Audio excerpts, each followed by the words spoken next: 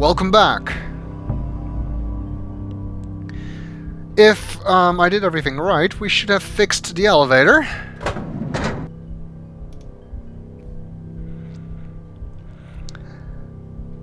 So hopefully it will turn around, allowing us to get into the room where this thief was, whom we now know is called Saavedro.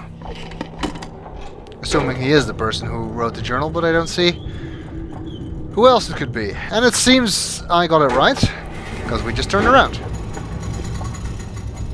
This elevator is not for people with vertigo, is it?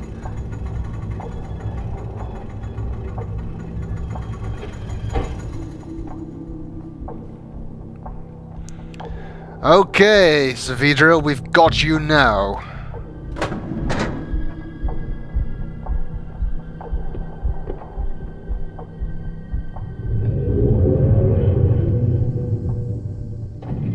Or not.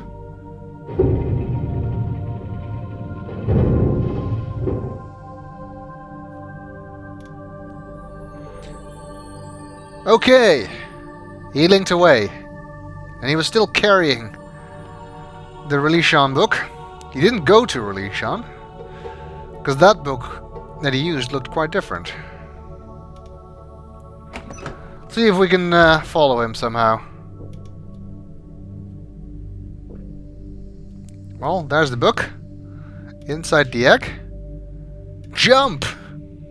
Jump! No? Okay, no jump. Can we get down? Well, there's a gap in the railing there. Maybe we can climb down from there. And that's just the door closing.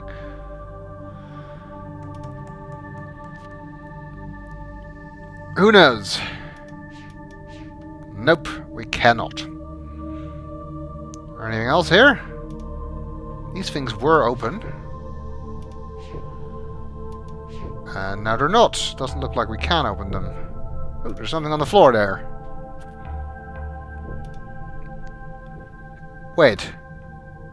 Are these more pages of this journal? Interesting. Oh, well, let's read them. Cirrus and Achenar. The walls run red with steam and strangling branches. I see their bloated faces laughing at everything. I remember how they lied. I remember what they did. They brought me here to die. I followed them.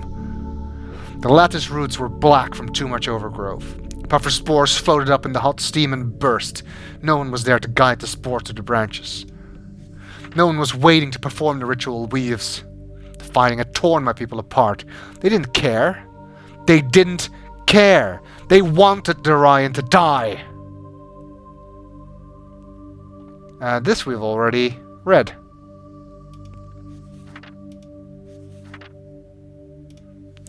Is there anything else new? Doesn't look like it. No.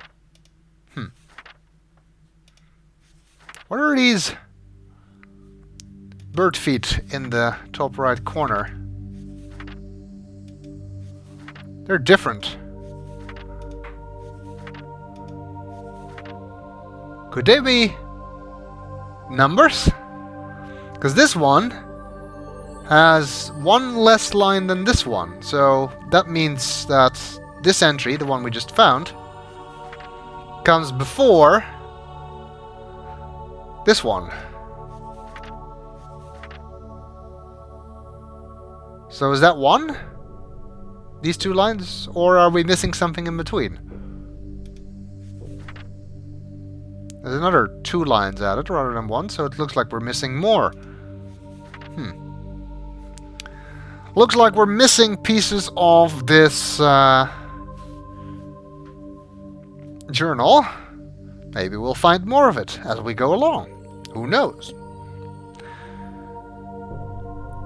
These things are things we have not seen here anywhere. It's kind of interesting.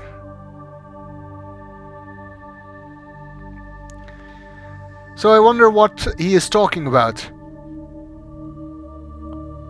in all of these entries. One interesting thing he mentioned was changing books. Is he talking about linking books? If so, how does he know how to do that? Does he know how to write? Seems unlikely. Anyway, we still haven't found a way to get to that.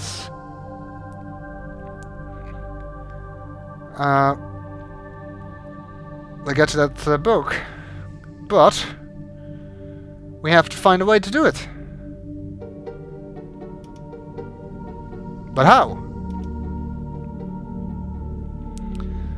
Well, we saw Saavedro put something on there, and that raised the egg. So maybe we need to do something with that. He put what looked like a crumpled piece of paper on there. Can we put the journal on there? No, because clicking it just opens it. And we have no other pieces of paper. There doesn't appear to be any pieces of paper here either, so whatever it was, he must have taken it with us.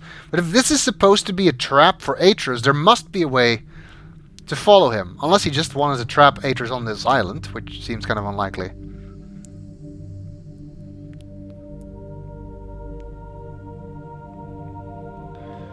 Well, there's a button on this side. Maybe that'll do something. Ooh! Red. Blue. And green. My sons, I promise to teach you the secrets of my ages. This world is the first step on your journey. Search the island, and you'll find 3 linking books.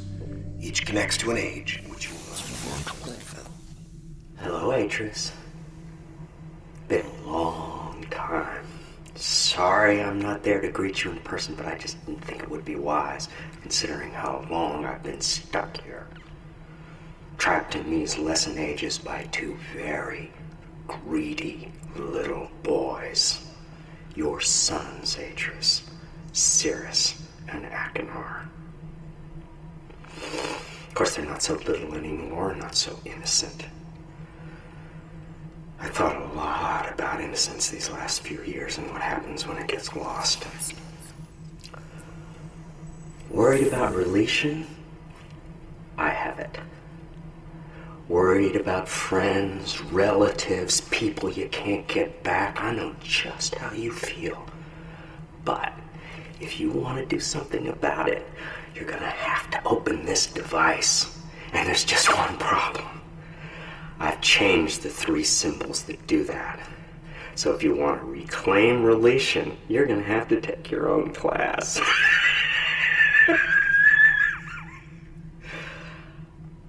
Find the 3 symbols, Atrus. And don't keep me waiting forever.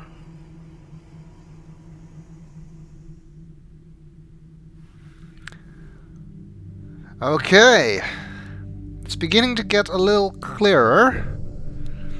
It seems I was right. This age was originally written by Atrus, who seemed to have intended it to be a lesson age for his sons. To teach them about the art of writing, presumably.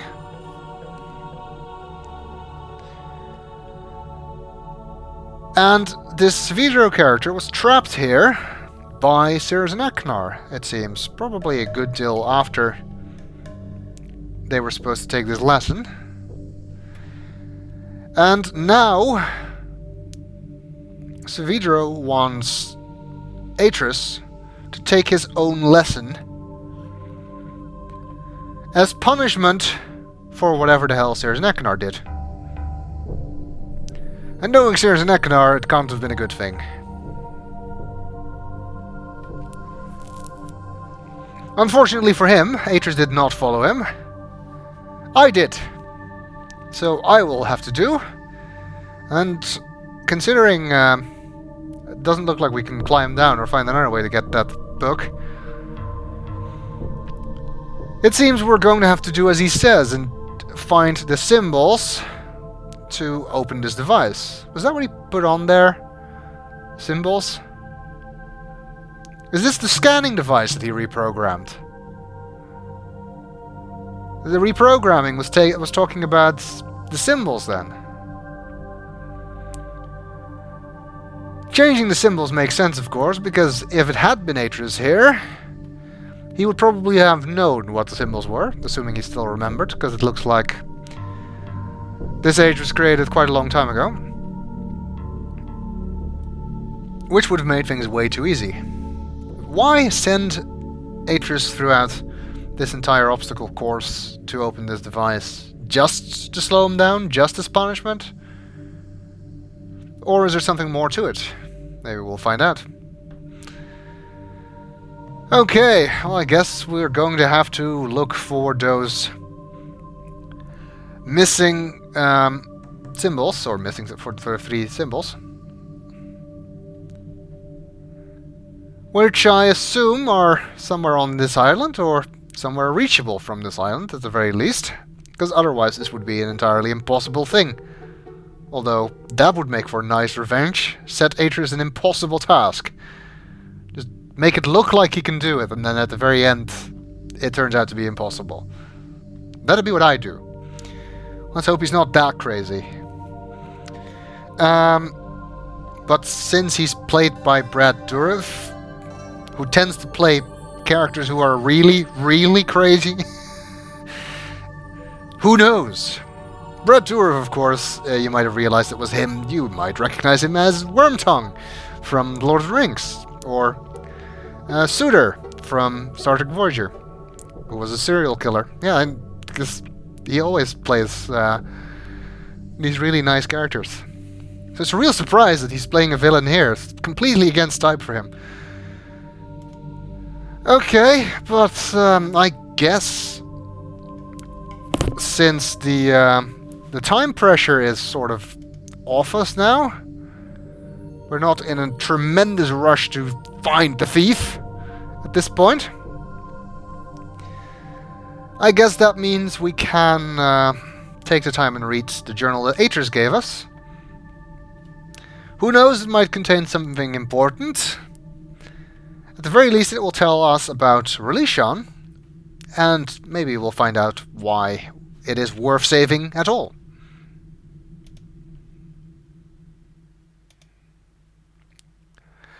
(93-525). I always feared this day would come. For years, Catherine and I have dreamed of restoring Dunny. We have dedicated our lives to the task, taking it upon ourselves to locate the citizens of Dunny and convince them to return to their ruined city and rebuild. Our dream has become the dream of so many now, and the progress we have made towards achieving it is something of which we can all stand proud. But I know now that it has been a mistake. The city of Dunny should not be restored. It should stand forever in ruins as both a symbol of our past mistakes and a memorial to all who lost their lives when Dunny fell. The devastating events of recent months, the war on Tyranny, and the death of Uta in particular, have driven this truth home to me quite forcefully. If we rebuild the city walls today, are we not giving approval to the very illness that destroyed our civilization in the first place? Are we not setting ourselves up to repeat that pattern again in future generations? I have put much thought into this tonight and have found only one solution. If we, the men and women who survived the downfall of Dunny, are to thrive, then we must break the pattern of hatred which has destroyed so many lives. We must begin our civilization anew. And we can only do that if I write us a new age. I've spoken with Catherine about this, and she agrees. I only hope the others will see it as well. Will these people never cease to amaze me? I thought they would object to my decision. After all, most of them linked back to Dunny specifically to see the city rebuilt. But when I told them why we should not restore it, their response was immediate and unanimous. Whereas yesterday they thought only of rebuilding, today they concentrate solely on salvage.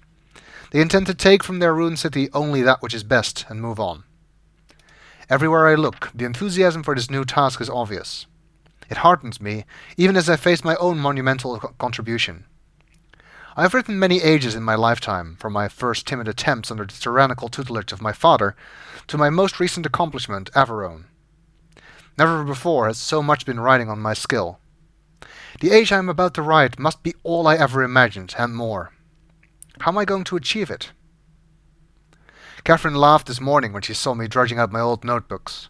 I must have made quite a picture, sitting near the embers of a fire, surrounded by countless commentaries and journals. Some of them seemed more dust than paper. But the hours I spent sifting through them was worth it. Ideas for what this new age could be are tumbling around in my head. There are almost too many to catch hold of. I wonder if these are depictions of some of the ideas he had. Obviously, I must choose some starting point as my anchor. Writing agents is a science, a precisely structured equation of words. Every equation needs as its foundation an underlying concept around which the age can develop. In the past, I have written my books around whatever idea intrigued me most at the time. I wanted to discover how the age to which the book linked would manifest the results of that idea. Sometimes civilizations had arisen, sometimes they had not. But whether a society had come to exist on the age or not, it was often in response to whatever concept the book I had written embodied. This time, my search for a concept must be weighed very carefully. I already have the civilization I wish to see develop. I know our history as a people and the paths we have followed to arrive here. Today, I must write a book which will link to an age that will allow us to continue on our way, growing ever stronger as one people. What underlying concept must this new age reflect that will best allow our civilization to thrive? I fear I must think on this some more. It has taken me some time, but I may have found my anchor. It came to me as I was considering what I know about the survivors of Dunny. We have seen so much tragedy in our lives, from the destruction of the city to the suffering and loss of loved ones due to plague and deprivation. Yet even in the midst of these adversities, my kinsmen and I have found the strength to keep going. We have tapped into individual strengths and transformed ourselves into something much stronger. It is a characteristic I have seen in several of my ages, whenever I focused my writing on the inherent energy sources in a world. Long ago, grandmother taught me that no life, no possibility for life in an age, exists without the presence of energy. By tapping into its latent energy sources, an age moves out of stasis. It grows, transforms, and develops. Energy is the underlying fuel that powers all activity. To put it more simply, energy powers future motion.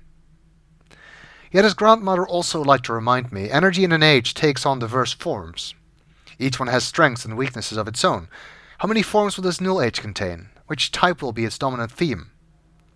Tomorrow I will link back to Myst, and from there revisit several of my ages. Perhaps in my old worlds I will discover new ideas. I had almost forgotten how painful it is to revisit Myst.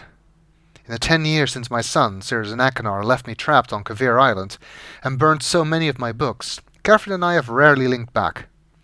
I told myself we were always too busy, first with writing ages like Averone, then with searching the ages of Dunny for survivors. I always said we would spend more time on Myst eventually. The truth is, I have been avoiding the age. Seeing the island in its current condition ignites such anger and grief. I am immediately reminded of the betrayal of my sons, as well as the cruelty and greed with which they plundered my ages. I know I am partly responsible for these acts. I constantly wonder if there were something I could have done to reach out to the boys before... Enough! Nothing can change the tragedy of the past. Like my Dunny kinsmen, I must salvage what is best and move on. Perhaps in the process I will find forgiveness and hope. Once again I am back on Myst Island, having completed a lengthy sojourn through several of my ages. The trip itself was not as inspiring as I had hoped. The Selenitic age was especially disturbing, but has it not always been so? The very first time I linked to the age, its uninhabited landscape was shaking with tremors. At the time I felt it was because the energy in the age was unfocused, as if it were at war with itself. Stability finally came, but even after it did, I never truly felt comfortable there. I missed the more natural balance of ages like Channelwood.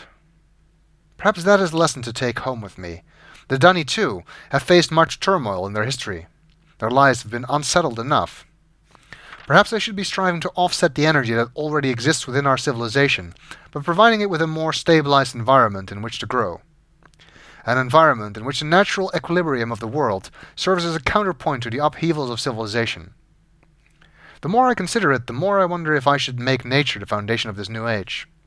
Worlds like Channel would attain equilibrium quite easily, primarily because of one reason. Nature encourages mutual dependence. As one life withers and dies, it provides nourishment so that another might live. Plants become food for other animals, and the waste products animals cannot absorb become nutrients to sustain the other plants. So long as nothing intrudes to upset this balance, nature can maintain itself indefinitely. An interesting metaphor to set as an example for my people. I think I will confer with Catherine on this subject. Her ages always exhibit symbiosis more dramatically than mine. Perhaps she should help me write this new age. I'm so tired I can barely think right now, but I will force myself to stay focused, for I have not written anything in days. The moment I linked back to Dunny, I was besieged with requests from my assistants. Master Tommen wanted to consult over which stone cutters are worth salvaging, and did I think the rock in this new age would be difficult to sound. Oma and Essel needed my opinion about a new history they had uncovered. Should they hold off on starting its translation, or would paper supplies be scarce in the new age? There were so many questions needing answers, I barely had time to see Catherine. She, of course, laughed at my dilemma, saying that I had no one to blame but myself. After all, I was the one who encouraged the Dunny to start over. Naturally, they would look to me to keep them moving in the right direction, unless some other force stepped in to change that view. Her words made me realize a fundamental principle I had thus far been ignoring.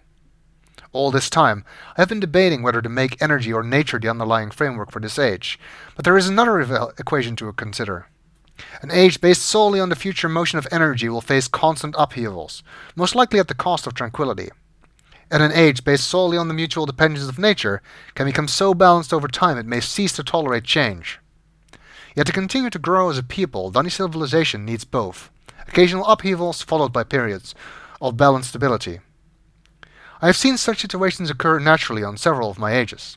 Each time it was because I centered the writing around some dynamic force that I had decided to make prevalent in the age.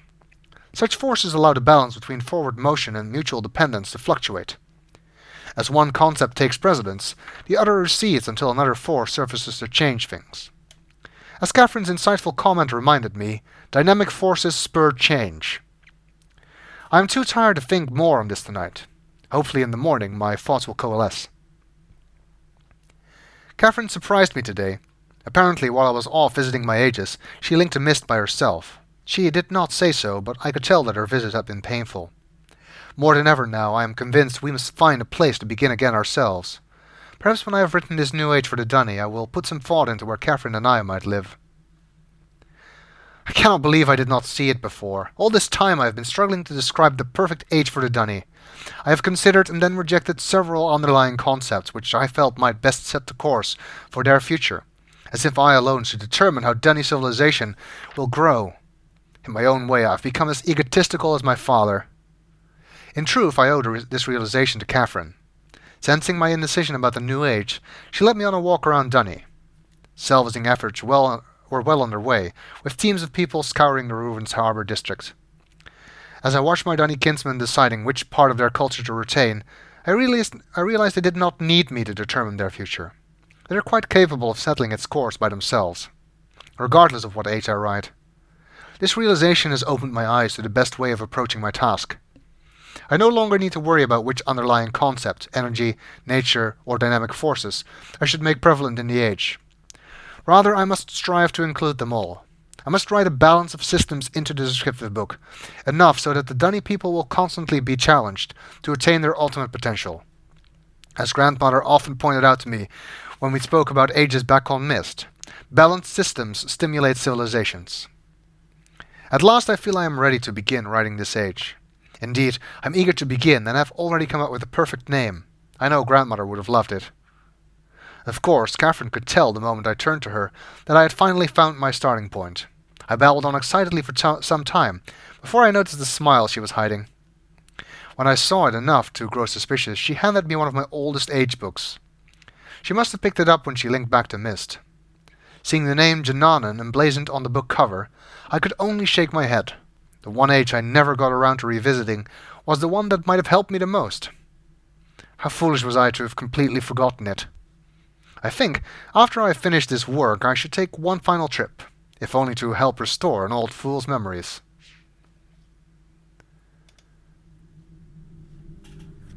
Interesting stuff indeed, although apparently not immediately relevant to our current conundrum. We'll see if we can find those symbols and follow Saavedro to recover the book in the next video.